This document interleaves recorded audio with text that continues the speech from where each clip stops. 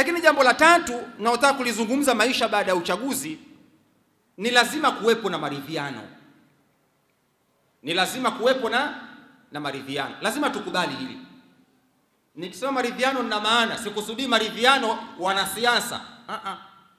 Sikusudii maridhiano ya wanasiasa. Sikusudii hivyo mimi.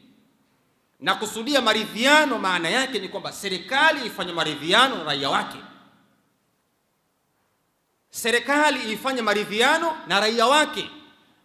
Lazima ifanye maridhiano na raia wake. Raia wanataka nini? Wanasemaje? Unajua serikali, maana ya serikali. Serikali maana yake ni kikundi cha watu wachache kilichoteuliwa na waliokuwa wengi ili waweze kuwaongoza wale waliokuwa wengi kwa matakwa ya wale waliokuwa wengi. Hii ndio maana ya serikali.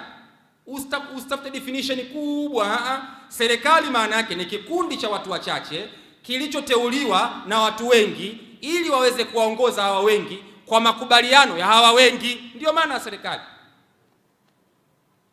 Otherwise kama mtu atakuwa na tafsiri yake nyingine ya serikali, lakini kimsingi ni kwamba kama kuna jambo serikali inatakiwa irudi kwa raia wake. Raia mnasemaje? Kwani kuna nini? Kuna shida gani? Kwa hiyo kwenye haya yaliyotokea, serikali lazima ifanye maridhiano na raia wake, iwasikilize raia wanasemaje, wanataka nini. Hili ni jambo la kwanza. Lakini jambo la pili, kuna watu wamekamatwa katika nchi. Kuna watu wamekamatwa katika nchi. Wapo. Na baadhi ya kesi za kisiasa zipo. Kuna watu wana kesi za kweli, wamefanya makosa kweli kabisa. Lakini ipo haja, ili kutengeneza maridhiano yaliyokuwa mazuri, ipo haja ya wale ambao wana kesi za kisiasa watolewe. Wale ambao wana makosa ya kweli, sheria ifuate mkondo wake. Lakini wale ambao wana kesi za kisiasa, ni ila za kisiasa, mimi nazungumza kama kiongozi wa dini kwamba ifike mahala, kwa kuangalia mustakbali mpana wa taifa, ifike mahala waondolewe zile kesi, waachiwe. Hiyo ndio namna bora kutengeneza maridhiano. Yaani hamuwezi kutengeneza maridhiano kisha kuna baadhi ya watu wako gerezani kule kwa kesi ambazo hazina msingi wowote. Kwa hiyo lazima wale nao waachiwe, tutengeneze maridhiano. Hili ni jambo la pili. Lakini kuna jambo la tatu kutokana na haya yaliyotokea. Kwa sababu kuna watu wamekufa ambao hawakuwa wanaandamana.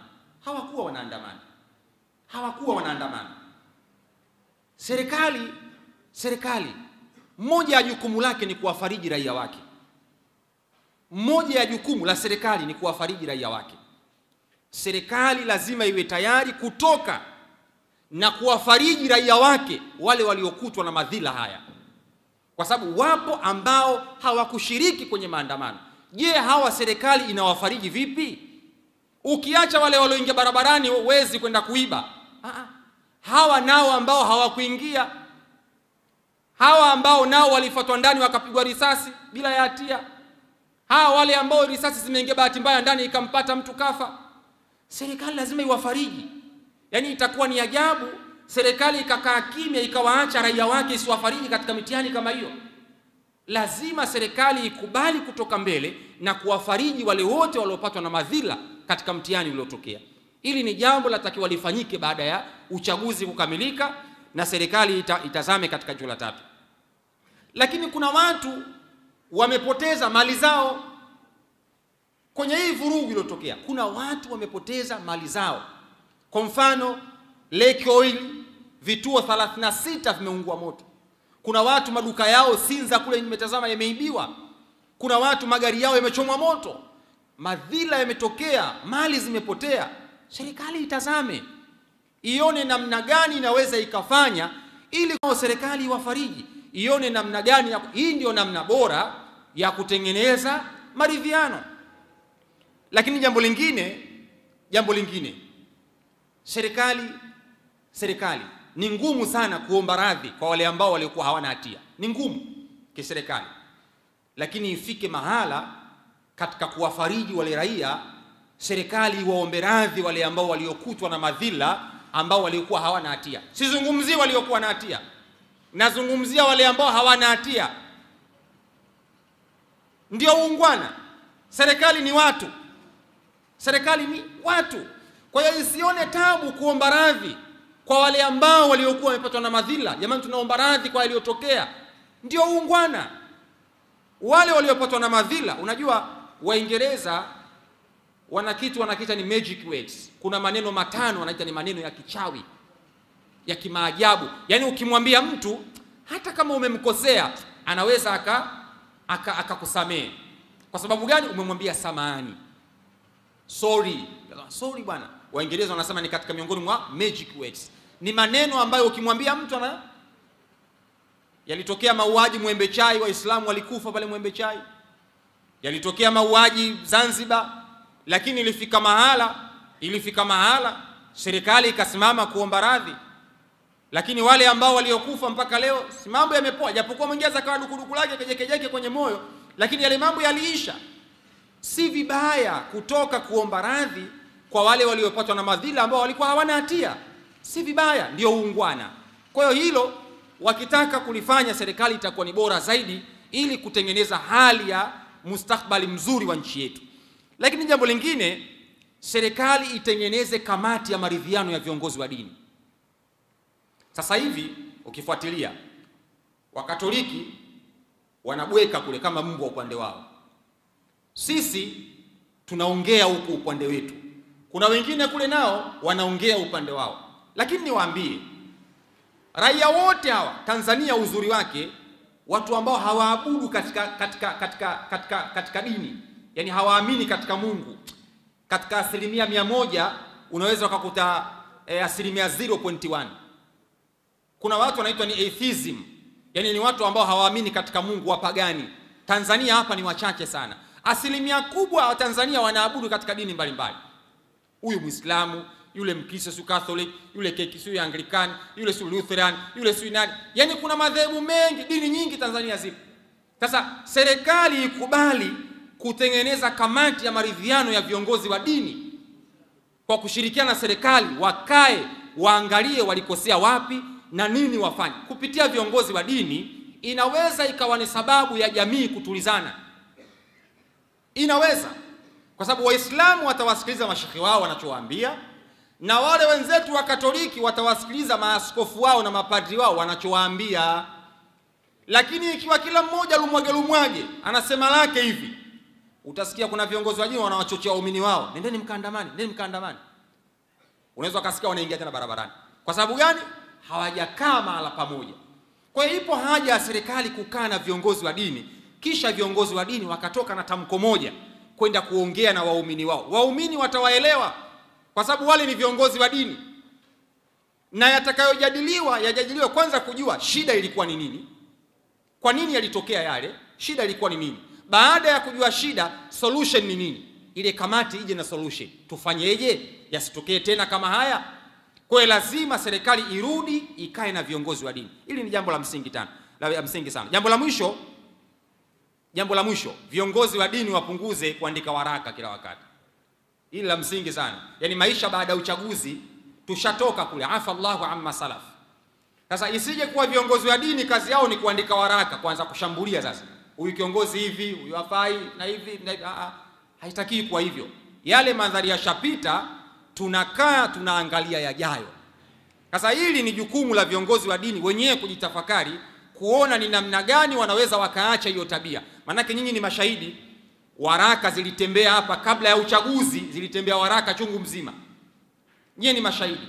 Na waraka zile zilichochea kwa namna moja ama nyingine. Haya yaliyotokea yalichochea kwa namna moja ama nyingine. Sasa kutengeneza taifa lilokuwa na amani, ni lazima viongozi wa dini wapunguze maneno. Ni lazima wapunguze maneno. Kama maneno yao ndiyo yanapelekea wakati mwingine kuwa motivate wale watu kuingia barabarani kwenda kufanya mambo ya ajabu. Kwa hiyo lazima tupunguze kutengeneza hizi nyaraka, kufanya hivi, kusema sisi tuna mlango mpana wa kuongea na viongozi. Umeona hili jukwaa nilokaa mimi? Ni jukwaa ambao nazungumza hapa, rais ananisikia, mbunge ananisikia, diwani ananisikia, waziri ananisikia. Yani ni jukwaa ambalo mimi nina uwezo wa kuzungumza na rais moja kwa moja. Sasa kama kuna jambo, upo mlango wa sisi kuongea na kiongozi wa nchi. Sio kukaa pembeni kuanza kubwaka mara hivi mara hivi. Sisi tuna uwezo huo, viongozi wa dini, kuzungumza na viongozi wa nchi na wakatuelewa kwamba kuna jambo 1, 2, 3, 4, rekebisheni.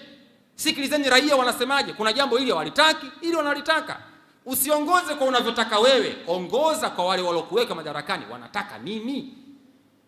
La mwisho, mtu mmoja aliwahi kusema, right or wrong, this is my country. Iwe mbaya au nzuri, hii ndio nchi yetu. Right or wrong, this is my country. Iwe mbaya au nzuri, hii ndio nchi yetu. Yani hatuna nchi nyingine, nchi yetu Tanzania. Kwa hiyo iwe itakavyokuwa, sisi ni Watanzania. Sisi ni Watanzania. Yani hatuwezi kubaguana kwa dini zetu, hatuwezi kubaguana kwa makabila yetu, haiwezekani. Mimi kaka yangu nilozaliwa naye mama mmoja, mimi ni Mkristo. Dada zangu wa mama mmoja ni Wakristo. Dada zangu wa mama mmoja ni Wakristo. Wakristo tena wakuzaliwa. Kabisa. Unanitenganishaje na hawa ndugu zangu?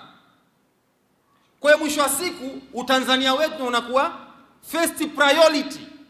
Priority namba 1 ni Utanzania wetu. Right or wrong, this is our country. Iwe wanapatia viongozi wanakosea, lakini ni nchi yetu. Hatuwezi kushiriki kwenye kuibomoa nchi yetu. Haiwezekani. Kwa sababu za udini au ukabila. Tukianza kubaguana kwa ishu za udini, tutauana wenyewe kwa wenyewe. Mimi nitakaa kuanza kumwinda kaka yangu, maana ni Mkristo. Nitaanza kumwinda kaka yangu, na kaka yangu naye atakuwa ananiinda mtu na mdogo wake. Tutauana wenyewe kwa wenyewe. Asilimia kubwa humu koo zetu zimeungana. Kuna Waislamu, kuna Wakristo. Tukianza kuongea mambo ya ajabu udini, itakuwaje ya Rabbi? Itakuwaje? Ndugu, itakuwaje? Mtatazamana vipi? Mtauana wenyewe kwa wenyewe. Kwa hiyo iwe nzuri iwe mbaya, hii ni nchi yetu. Na wanasiasa kama wafanyabiashara wasitupelekee sisi kuiharibu nchi yetu. Wanasiasa ni wafanyabiashara, na wanafanya biashara kwa lengo la kupata faida. Sasa biashara yao isitupelekee sisi kuiharibu nchi yetu. Kwa hiyo mnapofanya mambo yenu, angalieni kwamba mimi hii ndo nchi yangu, sina pa kwenda. Hii ndo nchi yangu. Wao wanapatia, wao wanakosea wale wa juu. This is my country. Hii ni nchi yangu. Kwa hiyo hili ni jambo la msingi sana na inatakiwa tuweze kulifanyia kazi. Lakini jambo la mwisho, Mandela baada ya kuichukua nchi ya Afrika ya Kusini, ukisoma kwenye kile kitabu cha The Long Walk to Freedom, Mandela anaelezea namna Afrika ya Kusini alivyoikomboa kwenye mikono ya makaburu. Lakini baada ya kuikomboa katika mikono ya makaburu, tunatambua Mandela alikuja mpaka Tanzania hapa wakati anapigania uhuru wa Afrika ya Kusini. Walikaa mpaka Mazimbwe kule Morogoro, watu wakifundishwa mbinu za kivita na jeshi la Tanzania. Mandela katika harakati zile tunatambua alifungwa jela miaka 20 na. Lakini siku aliyokuja kuichukua nchi, alifanya maridhiano na makaburu. Alifanya maridhiano na makaburu. Na tunajua sisi wa Tanzania ilifika mahala tulikuwa tunaimba mpaka nyimbo za kuwatetea wa Afrika ya Kusini namna walivyokuwa wanauawa kule Soweto. Nyie Soweto hamkufika, mimi nimefika Soweto. Mimi Soweto nimefika. Maisha ya Soweto hapa Kinondoni hapa Kinondoni, maisha hapa mazuri hapa Ushuani. Soweto hakufai maisha yake. Yaani vijumba vya kule ni vijumba vya bati. Mimi nimefika kule. Nimeyaona maisha ya Soweto.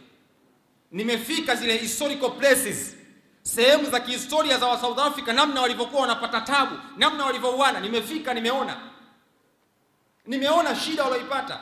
Nimeona walivyokwenda Zimbabwe, nimefika Zimbabwe. Namibia walikwenda Afrika, walikimbia. Swaziland walifika. Kote huko nimetembea. Nimeona namna walivyopata tabu. Lakini end of the day, Mandela alipoichukua nchi alifanya maridhiano na makaburu.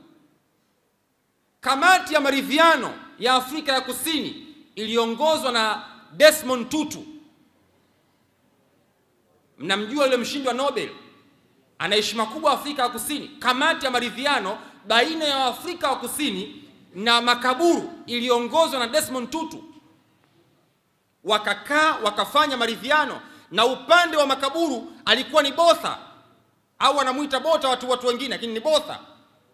Walikaa wakafanya maridhiano, na mwisho wa siku nchi ya Afrika ya Kusini leo